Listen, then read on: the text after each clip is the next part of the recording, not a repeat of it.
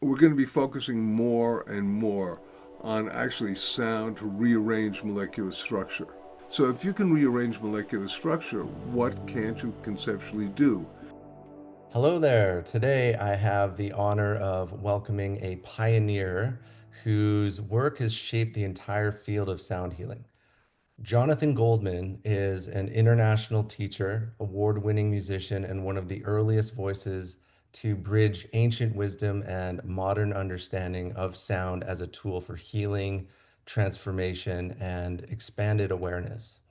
He is the founder and director of the Sound Healers Association and the Healing Sounds program that he has devoted more than 4 decades to exploring how vibration affects our physical, emotional, mental, and spiritual states. Jonathan is the author of many influential books that have become essential reading for sound healing practitioners around the world. And I will link these in the description below for anyone who wants to go deeper. Some of his most loved work include The Seven Secrets of Sound Healing, Healing Sounds, The Humming Effect, Chakra Frequencies, The Divine Name, Shifting Frequencies, The Complete Guide to Sound Healing, and The Seven Principles of Sound Healing. He's also a Grammy nominated recording artist with a vast library of healing soundscapes, chants, and vibrational music that has reached millions of people. So, Jonathan is one of the most respected voices in this field, and his equation, frequency plus intention equals healing, has become foundational for practitioners everywhere. So, I'm very grateful to share this conversation with him today and to explore what he calls the 4 pillars of sound healing through his wisdom and experience. Jonathan, thank you so much for being here. Your work has shaped so many of us who practice sound healing. And my intention today is to explore the 4 pillars of sound healing through your lens and give people an experience of depth behind your teachings. And just to start things off, how are you feeling today? And what have you been most inspired by lately in your work and in your life? Too many questions for an hour-long podcast already, but I'm feeling pretty well, Mike. Thank you very much. Thank you so much for having me, and thank you for anybody who's tuning in. I really trust that this information may assist you in your journey into sound, light, and love. What I've been interested about yeah, actually exactly 1 hour ago, I hit the send button to an email that had the finished new edition of a book that I wrote called The Divine Name, now retitled Ascension Harmonics, and I sent that off, the final edition, to my editor, and it's going to be published by Inner Traditions, and so that's been, one of the focuses, and now I'm going to be moving into some other stuff because each day it's different. But right now I'm focused with you totally to be here to assist. Amazing, amazing. Well, congratulations on your new publication. Can't wait to check that out. So yeah, I'd love to begin with your own journey. Do you remember the moment or period in your life when you realized sound would be your life's work? Well, that just flashed me back to when I was about 18 years old and down with a couple of friends in my parents' basement.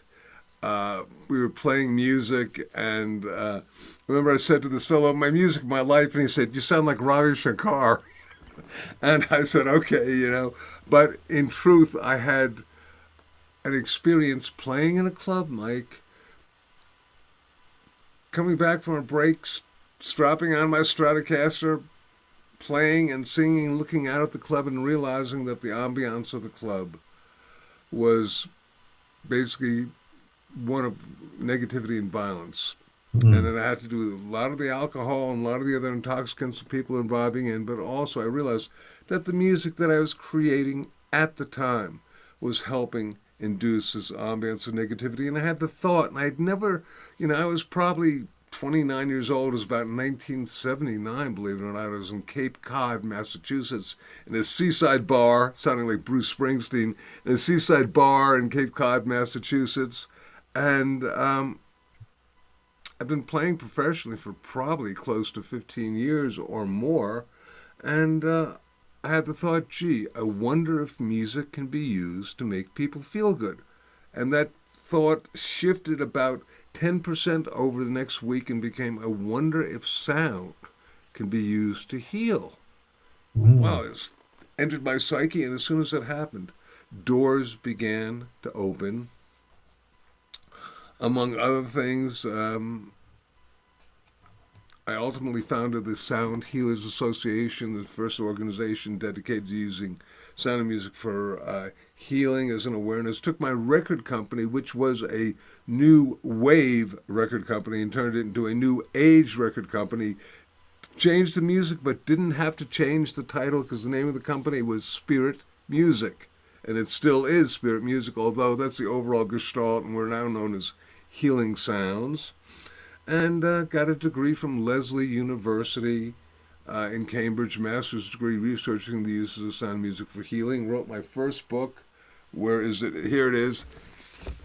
30th anniversary edition of this now Here it in is. 1992 with Healing Sounds. And I've just, continued on a really extraordinary, joyous, wondrous ride into the world of sound healing, which has blossomed Yeah. on such a level. I remember about 10 years ago, I'd be walking down the street and saying, you see all these yoga centers that are happening? Said 10 years from now, you can have sound healing as predominant as that. And lo and behold, it Yep. has happened. Yeah, it seems every night of the week there's a sound bath in every city, everywhere around the world now. Yeah, yeah, indeed. And whoever came up with the term sound bath, I don't know who it was, like to track it down because it's a great buzzword. Mm. Because, a lot of my recordings, I have about 30, 35 recordings, are initially, they were designed, I called them sonic environments, Mm. where the idea was to create a field of sound that would shift and change you vibrationally. And it's a great term, but it's a little too confusing for people. Right. Sound bath, a better buzzword. Right, right. Yeah, I always kind of contemplate what to actually call it, right? Like a sound bath, sound journey, sound healing experience. Right. Um, yeah. So, what would you call like let's say a group of people coming together to receive healing frequencies and Well, sound receive? bath is as good a term as any. I just think it's a very clever term because I Mm, think that when words catch on, they have life and meaning.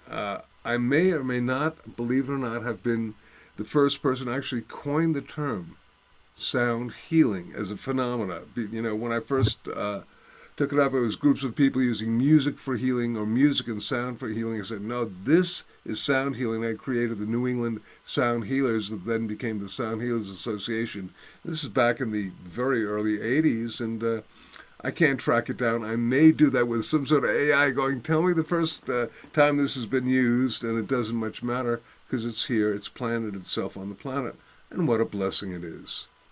truly, truly a blessing. So, So, with that in mind, if I may, sir, because so many people are involved in sound healing, because what using bowls, bells, and whatnot, because I mean, what a blessing to be able to. I don't know if you can hear. I can hear it you louder. hear that perfect. Yeah. But to be able to use these different things, anybody can pick it up without any knowledge of sound and have, for the most part, they just create such a luminescent tone that, wow, people are happy, people are calm, and, healing oftentimes can occur. But I basically wrote a book here. I'm playing around, I'm going fast, but this is the Seven Secrets of Sound Healing. And from this, which is the earlier edition than the one that you have, Yeah, I have uh, mine right here. Yeah, yeah, just sitting here at my desk. and was the fact that there are four major ingredients that I really want to pass on to everybody, uh, if I may, today. And we call them, my wife Andy and I, who teaches with me, we call these four pillars of sound healing. And I'll go through them relatively quickly because we have a sound master such as yourself to illuminate people with more information on it. But Sure, yeah. So in our emails back and forth, you mentioned the four pillars of sound healing. And yeah, I'd love to explore those with you deeper. And for those who are new to your work, how would you describe the four pillars of sound healing in the most simplest and most grounded way? sure, Mike, number one, first one is everything is vibration. Second one is intent is powerful. Third one is we're all unique vibratory beings. The fourth one is silence is golden. And I'm going to go into these in more depth in a moment, but these seem to be really, to me, fundamentally, whatever term you want to go to being as close as I can get to something being a truth, such as first one, everything is vibration.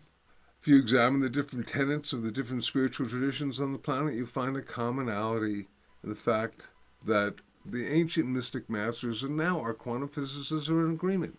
Everything is in vibration, from the electrons moving around the nucleus of an atom to a planet and distant galaxies moving around their suns. If something's in motion, they're conceptually creating a vibration that can be perceived as being sound. I want to begin at the very beginning right now, which is the concept of frequency. Sound travels as a frequency. This means it's a wave form. Okay? We hear from around 16 of these cycles a second, these waveforms, these hertz. It's scientifically called hertz. And here's one for you just to put in your head. Or a question to you. Do you know when the idea of actually the ability to measure frequencies came about? I am not exactly sure the answer to that question. It's in the 1880s, could be 1888, or it could be 1883, or could be 1860, doesn't matter.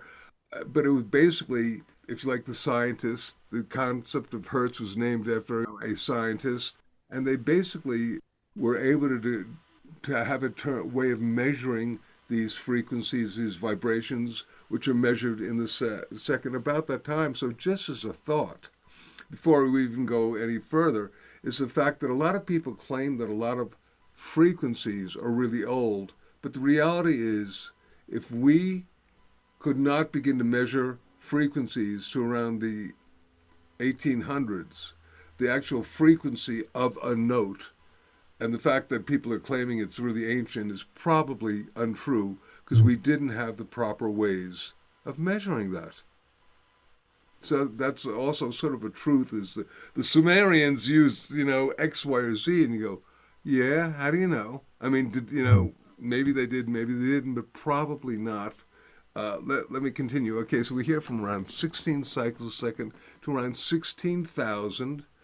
Um, but then again, just because we can't hear a frequency doesn't mean that there isn't one being created.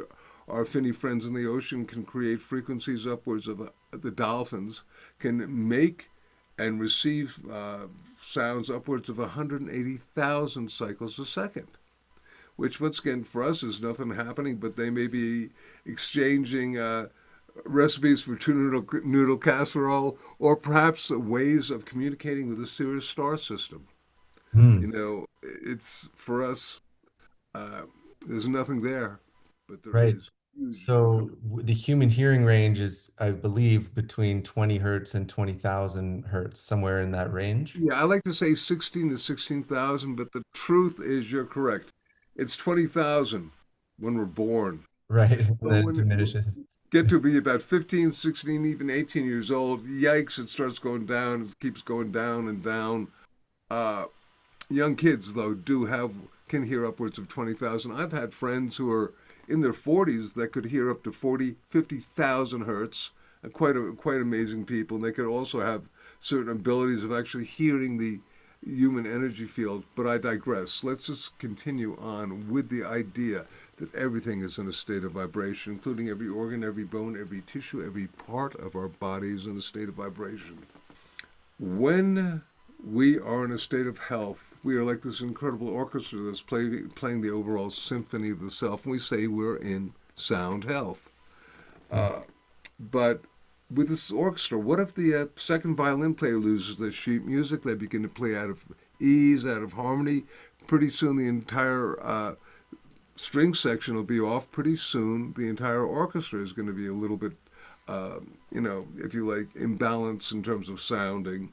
And this is akin to a part of our body just vibrating out of its normally healthy resonant frequency.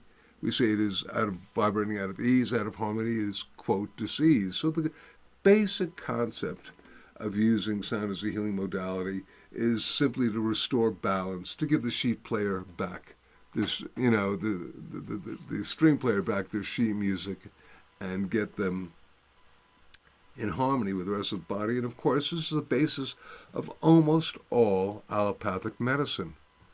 Believe it or not, whether it's chiropractic, use this phenomena, acupuncture, chromotherapy, you name it, the idea basically is to put the residents. I had a wonderful mentor by the name of Peter Guy Manners, who would often say the fact that currently in traditional medicine, if that string player is playing out of tune or whatnot, somebody comes over and cuts their head off with a broadsword, analogous to healing with surgery, which is fine because it does get rid of that nasty note that's not playing properly. But at the same time, you have lost the string player. So what if we could somehow bring them back to life and use that? So therefore, the idea of using sound to strengthen the organs, strengthen the resonance of it, and bring it back to wholeness is really primary in the field of sound healing. And could you Yeah. give an example of how a sound healing practitioner um, can embody that pillar in an actual session? Well, that one is just an awareness of the more you are aware Mhm. that sound, that everything is sound, it just shifts and changes your awareness and your consciousness, and therefore makes you more adaptable to being in resonance because you're able to observe the phenomena that's occurring and you're going, wow, these sound waves are going out and they're interfacing with people and they're interfacing and they're actually creating a field. They're actually shifting and changing the field that everybody is co-creating together with their energy fields, with the vibrational things. So that's just an example. But Mike, there are two ways that we basically experience sound. And I just want to share this because it's sort of a Goldman-made delineation, but I do this just because once again this also helps people become aware. The first one is the idea, it's called psychoacoustics. It's where the sound goes into our ear, into our brain, affecting our nervous system, our heart rate, our respiration, our brain waves. Great, important when we're talking, when we're listening, when we're conversing like that. This is mostly a psychoacoustic experience. This is what it sounds like. Lovely. Mm. This is the ratio of 2 to 3 as a musician. I know you understand that, both rhythmically and frequency-wise. And this is great. So this is psychoacoustic, sound going into ear, into the brain. But the other one, which I think is really important and has not quite got its awareness in yet, but it's happening more and more, is called vibroacoustics, and that's where the sound goes into the body, affecting us on a cellular level, affecting us, going down perhaps to our DNA, etc., etc. And here's an example of vibroacoustics, which is hearing the sound going into my body. And this, Mm. now the delineation between psychoacoustics and vibroacoustics with your bowls and bells, they all primarily have a psychoacoustic effect, but they also do affect, you can feel it in your body. Mhm. But we're going to be focusing more and more on actually sound to rearrange molecular structure, which has been known about. Here's a quote from the New York Times Science section, February 8th, 1988. Sound shaped into that dazzling tool can make, break, or rearrange molecular structure. So if you can rearrange molecular structure, what can't you conceptually do? And it's probably easier to rearrange molecular structure if the sound is going directly into the body as opposed to first going into the brain. It's just a slightly different component. So that aspect of the two different ways that sound can affect us is, very cool.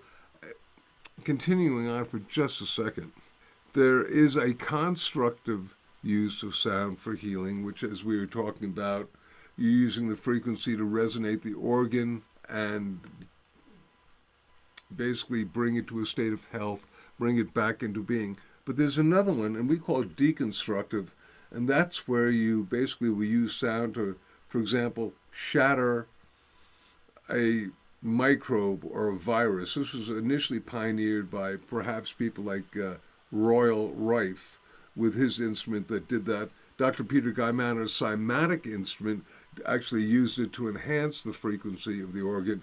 And I think ultimately in the future we're going to have both. You're going to have a field effect that is enhancing the organ and another effect that is actually removing and sterilizing the nasty critters that are lodging into ourselves. Just threw a whole lot of info at you. No, that's great. Yeah. And I've been fascinated learning some things about how certain frequencies can destroy cancerous tumors and these sorts of things. And that's starting to emerge. For sure, this is a whole nother topic which I would love to go into, but too much. But the bottom line is that it's the idea that it. Okay, take a glass, ping it. You can do that with any of your bowls, and it'll resonate it. Put too much sound energy into it, and what happens? It shatters. And that's the same sort of concept of finding out the, if you like, frequency structure of an organ, overamp it a little bit, and it causes it, just as a glass will explode, to explode. And Royal Rife did that fascinating work, and it continues on. Mhm. Okay. Any question about that before we go to the next one? So the first one, everything is vibration. Second is That's pillar number intent. one. Everything is vibration. Pillar number one, everything is vibration. Hold on for a sec. Pillar number two is that intent is powerful. And I realized that I need to make these faster. I got into the first one a little bit more than I wanted to do with the intent is powerful. Really quickly, when I was engaged in my master's degree program for Lesley University, I had a pile of papers about Yohai, all sorts of different systems that would be using sound for healing, and it was at a time when sound healing was literally almost unknown on the planet. I'd communicate with a few scientists, doctors, spiritual masters who would give me freely their information about the frequencies that they were using. And Mike, I was going to create, as part of this, Goldman's Encyclopedia of Sound Healing. Yeah, I was going to correlate everything, put it all together, and use this frequency for this frequency for this, and everything was going to be good. And I'm sitting there in front of a computer, and it was using a DOS operating system, which means that the screen was basically dark with an amber cursor, and the amber cursor is waiting for me to input information in it. And I'm looking at these different sheets of paper, and it's like, yikes, you have spiritual master A who's going to be using one particular mantra for a particular chakra. Spiritual master B is using a different mantra for the same chakra, or the same mantra for a different chakra. Dr. X is using a particular frequency for an organ, or a set of frequencies, if you like, and composite frequencies for that organ. Dr. Y is using a completely different set of frequencies for those organs. And I'm going, oh my God, how can this be? How can this be? I come from a family of doctors, and I was looking for really solid, I had a really good left brain at the time, and it just didn't make sense. I'm sitting rocking in front of this computer going, how can this be? How can this be? And an inner voice says, it is not only the frequency of the sound that creates the effect, but also the intention of the person making and receiving the sound. Mm. Wow. And I wrote down the words frequency plus intent equals healing.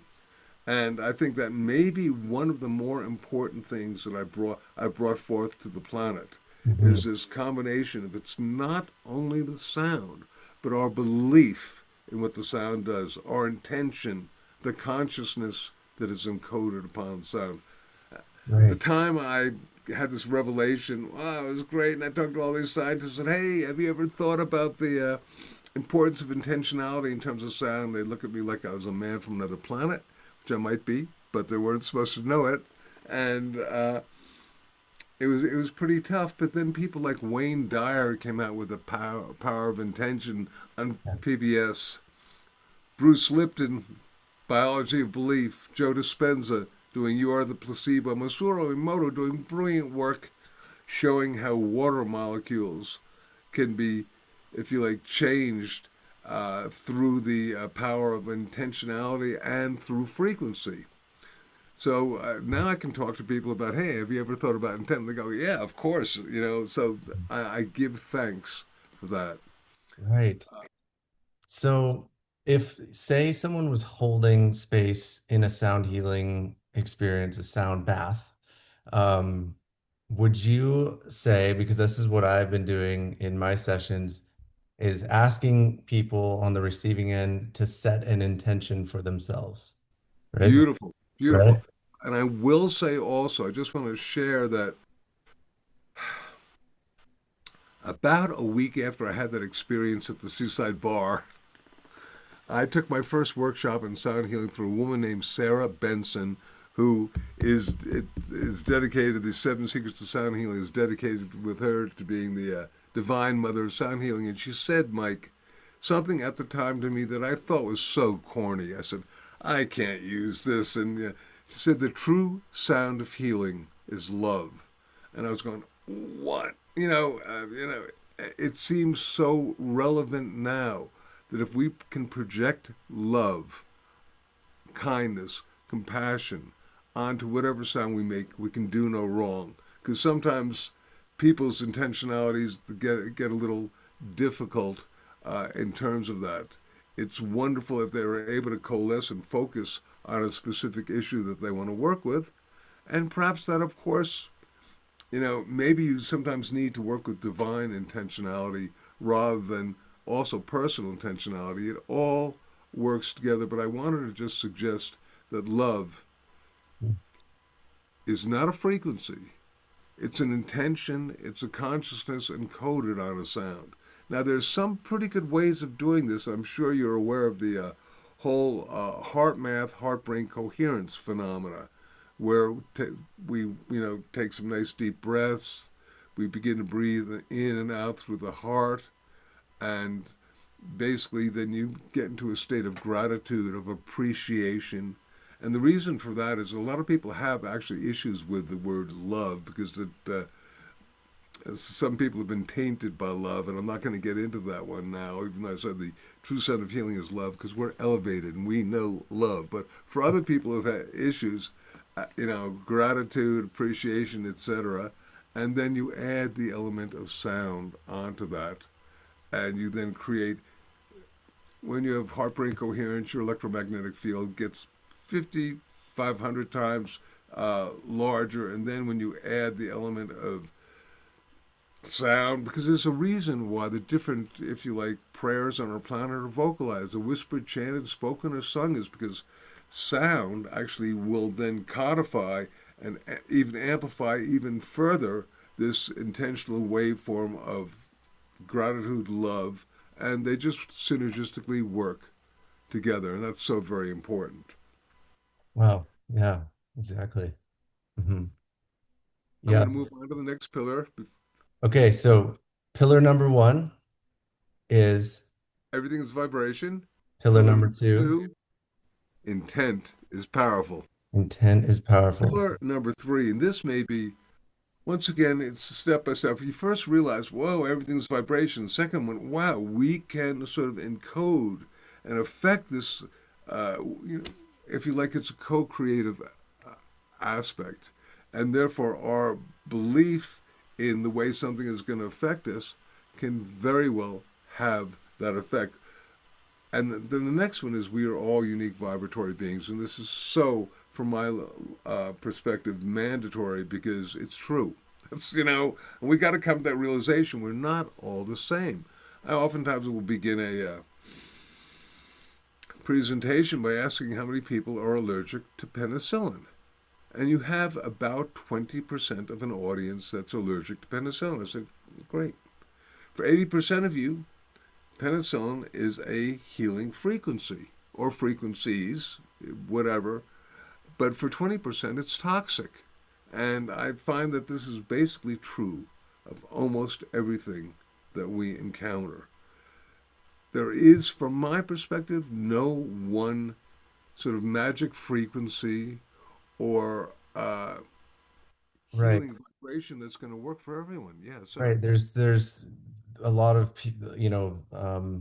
dialogue out there like 432 hertz does this, 528 hertz does that, and Yes. um, all these like singing bowl manufacturers that say this singing bowl is for your heart chakra, this singing bowl is for your crown chakra, and like that sort of thing. Like there's specific frequencies that universally um, have an effect across all humans in the same way. But Doesn't That's not my truth.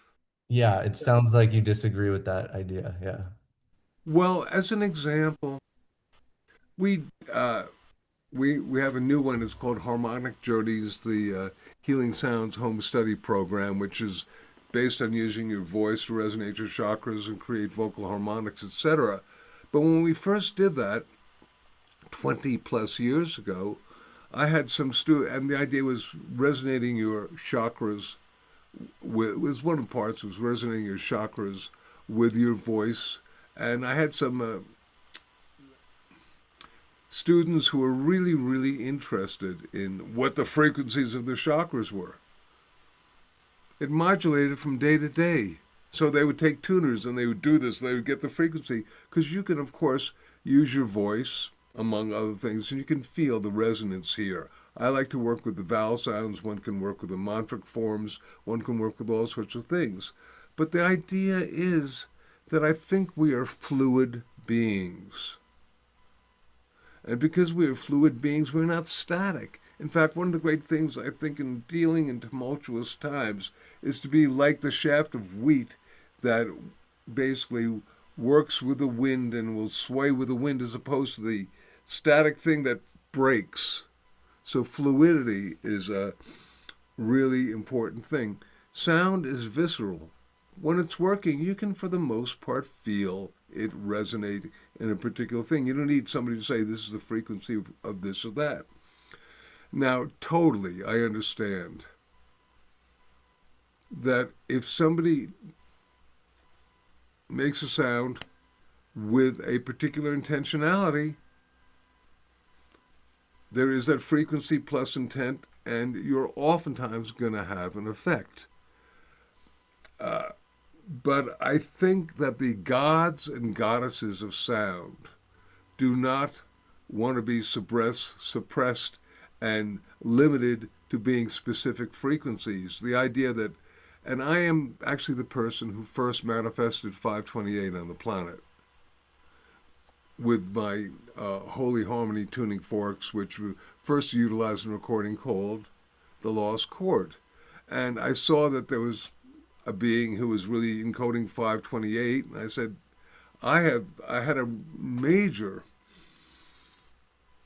download, and these beings were going, we don't want to be encoded into one frequency. We are, love is a phenomena that, does a mother need to be looking at uh, a tuner in order to make sure that she's cooing a lullaby in the right frequency in order to generate love?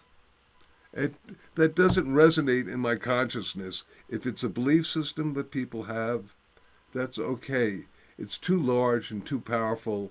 The concept of group thought forms that we're going to move into more as we begin to evolve, is realizing that on a quantum level, this is really what co-creates realities, our belief systems. But from my perspective, there is no magic frequency, and we need to honor our experience in sound. If something feels good for you, use it. Mm. If it doesn't, don't.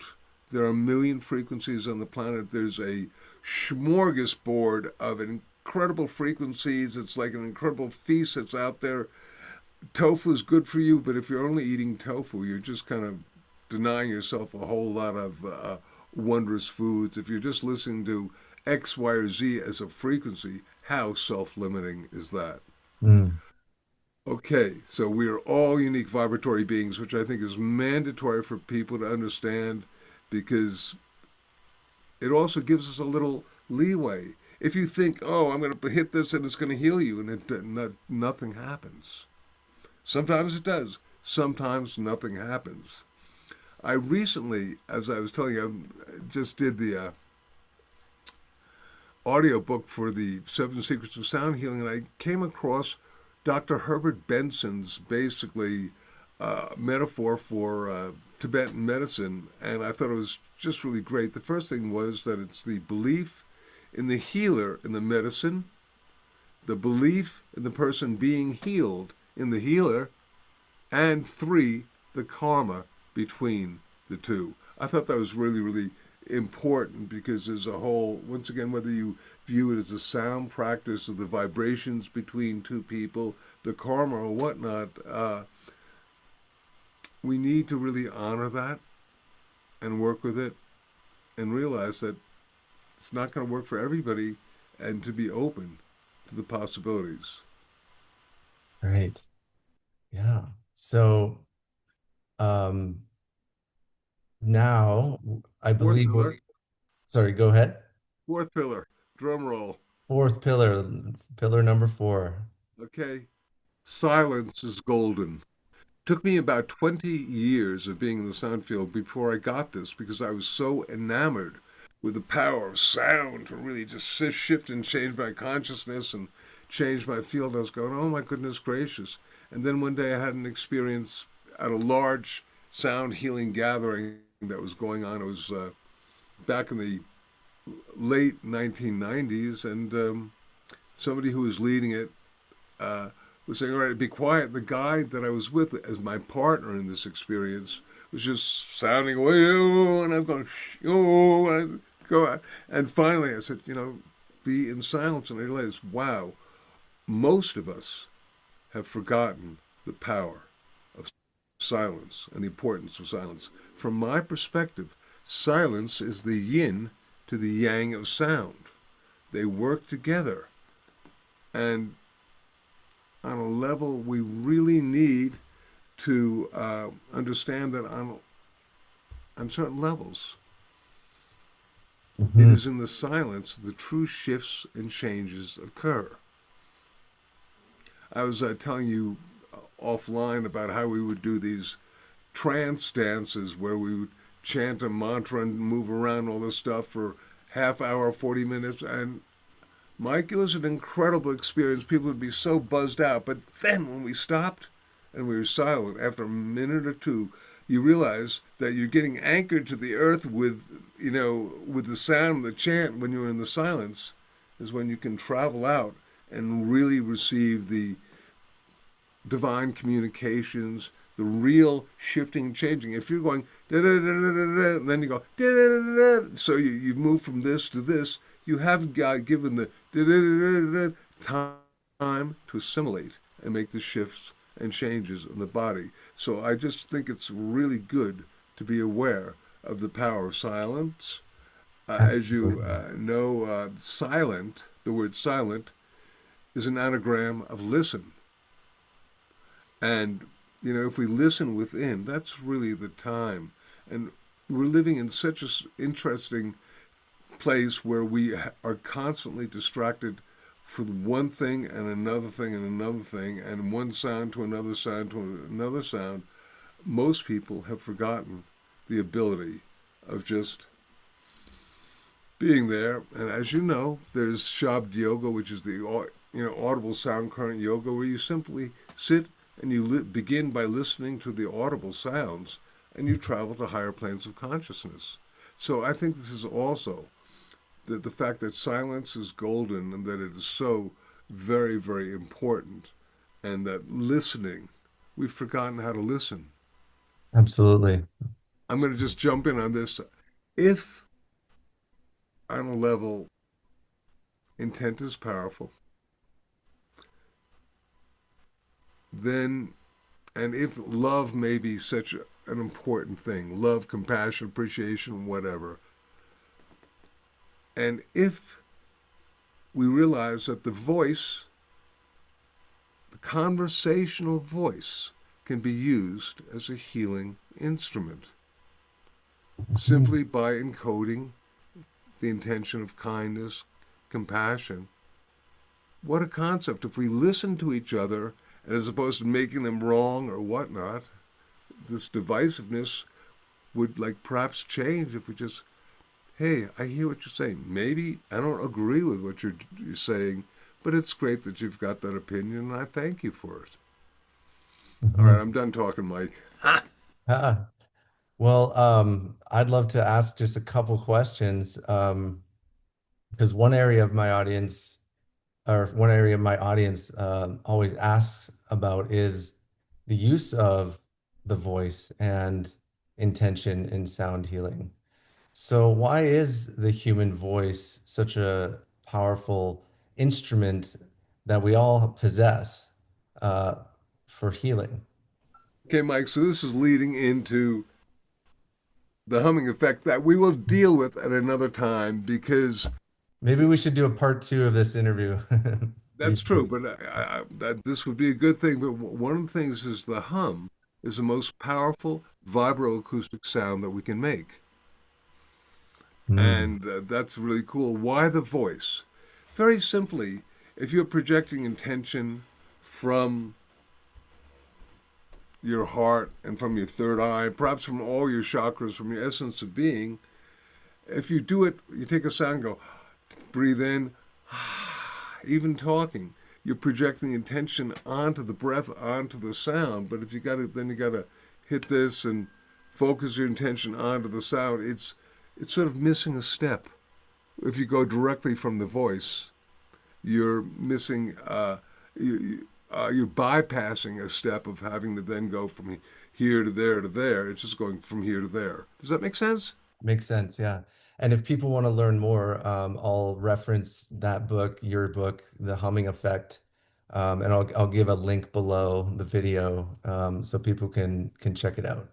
Yes, and the two things my wife Andy and I teach are we do the seven secrets and then the humming effect as the embodiment of that because I think it's so very, very important that people learn to use their voice.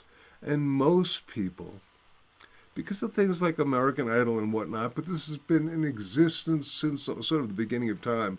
People are often terrified of speaking in public, singing in public, and whatnot, but we haven't found anybody who has difficulty humming. It's just one. It's one of those sort of go-to things. It's like a gateway sound. It opens up to the world of sound, but more on that later. So thank you. Mhm. Yes. Okay, love that. Yeah, so your equation, frequency plus intention equals healing, has become a foundational teaching for so many of us. Yeah, so thanks for sharing that. And thanks for sharing all about the four pillars of sound healing. Um, and if you had to give one simple voice or toning exercise that anyone could begin today, what might that be? Take a nice deep breath. Keep your lips closed, and then just make a hum in a very gentle manner and in a very comfortable tone. So usually somewhere around your conversational voice, and then do this around 3 or 4 times.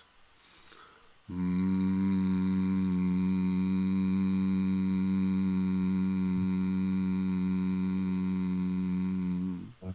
Check yourself out. before, check yourself out after. And you'll find, Mike, that there are all sorts of physiological effects that happen, including lowered heart rate and respiration. It's a brilliant tool for stress reduction, and it's so powerful. You can reduce your blood pressure 20 points in minutes if you begin to hum for just a few times. You get the release of nitric oxide, you get increased heart rate variability, you get the release of endorphins, you get nitric oxide more and more, but I don't want to get, I just want to hint at the possibilities. So, yeah, I'll get people to do the hum because I have not found anybody who says, I can't hum. Hmm. We hum when we're happy. I love that. Yeah, that's amazing tool that I don't think very many people are aware of yet for stress reduction. I know when I'm hosting a sound bath and I use my voice, usually I'm using my harmonium, Ah, yes. and over the harmonium, I'm doing chanting, ohms, and vocal Mhm. overtoning. And I know that for me, as soon as that portion of the sound bath is complete, I have completely transformed my own state. So I can really understand the power of the voice for healing. I got buzzed out from that one or two hums that I just did because it affects, it's a powerful vibroacoustic sound that goes through your body. But, in the yogic traditions, there's a book called The Yoga Sutras by Patanjali's or Patanjali's, however you pronounce it. Sutra 1.27 said, and this is my sound by translation of it, the original sound of creation was pranava or pranava, the humming of prana. They had to give it a name, so they called it Om. Mhm. So the Om comes from it, and there's actually a very advanced yogic technique called Brahmari Pranayama that has to do with humming. More on this later. Love that. Amazing. What do you see happening in the global sound healing movement right now that excites you? The thing that I'm most hopeful about is collective resonance. That just came to me, so I'm trying to figure out what it means.